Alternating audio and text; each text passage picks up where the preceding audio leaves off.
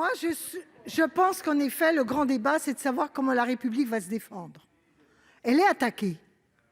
Elle est attaquée, il y a des provocations, il y a des attitudes qui sont dramatiques, il y a des emprises qui s'installent, et il est fondamental de trouver les bonnes méthodes pour combattre ça et pour le faire reculer.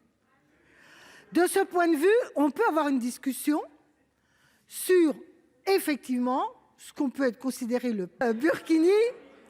Je vais en parler tout à l'heure.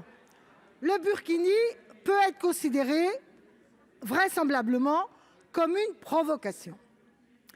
La question est de savoir quelle est la bonne réponse à cette provocation. Et on ne peut pas avoir, quand on est républicain, des réponses qui donneraient la force par le seul interdit, par conformisme vestimentaire. Ça n'est pas la bonne méthode. Parce qu'une fois qu'on a fait reculer la liberté de l'usager d'exprimer sa façon de s'habiller et autres, sauf à des motifs d'hygiène, sauf à d'autres motifs d'ordre public, si à chaque fois qu'il y a une provocation, on fait reculer nos principes, mais c'est eux qui gagnent, ce n'est pas nous qui gagnons.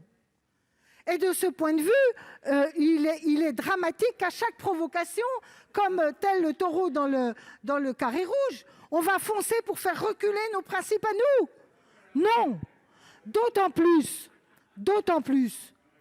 que autant tout ce qui est ségrégationniste doit être radicalement combattu. Mais ils vont à la piscine, ces femmes. Elles sont impies d'aller se baigner avec des hommes, pour les plus radicaux des salafistes. Donc il peut y avoir une part de provocation, mais c'est leur propre principe aussi, à ces salafistes qui veulent enfermer les femmes en dehors de la sphère de la mixité. Donc ce n'est pas le bon combat, ce n'est pas la bonne méthode.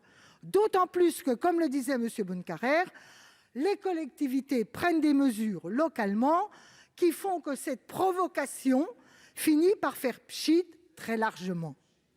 Par contre, ce qui ne peut pas être réduit, c'est les libertés que nous défendons. Et d'ailleurs, je découvre votre soudaine passion pour le fait qu'il faut libérer le corps de la femme, qui doit être largement motu, alors que j'ai vécu dans ma jeunesse un combat pour avoir le droit sur les plages.